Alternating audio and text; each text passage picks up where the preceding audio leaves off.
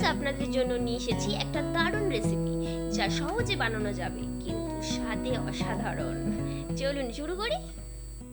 প্রথমে কড়াইতে সর্ষের তেল গরম করেছি। এবার এতে বড়িগুলো হালকা আঁচে ভেজে নেব।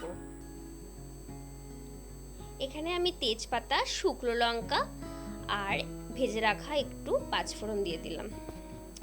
এখানে 2 চামচ মতন পাঁচফোড়ন দেওয়া হয়েছে। আর আমি এখানে আলাদা করে কেটে রেখেছিলাম উচ্ছে।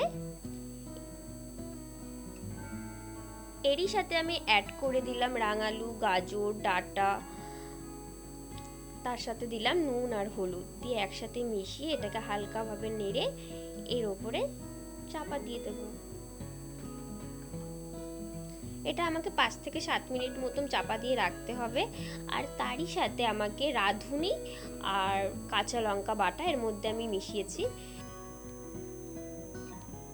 আমি এখানে 1 থেকে 2 কাপ মতন দুধ অ্যাড করছি। তোমরা মনে করলে এর সাথে একটু জল অ্যাড করতে পারো। যদি তোমরা জল অ্যাড করো তাহলে কিন্তু একটু হালকা হবে, আর শুধু সিম্পল যদি তুমি দুধ দাও তাহলে এটা একটু ক্রিমি ভাব হয়ে যাবে। এবার আমি ভেজে রাখা বড়িগুলো এর ওপর দিয়ে দেবো। তার আগে আমি একটু বেগুনও ভেজে রেখেছিলাম, সেটাও আমি এর সাথে অ্যাড করে দেবো। আমার সব রান্না কমপ্লিট। এবার শেষে একটু 1 চামচ ঘি এর মধ্যে ছড়িয়ে দেবো। ব্যাস, আমার রান্না কমপ্লিট।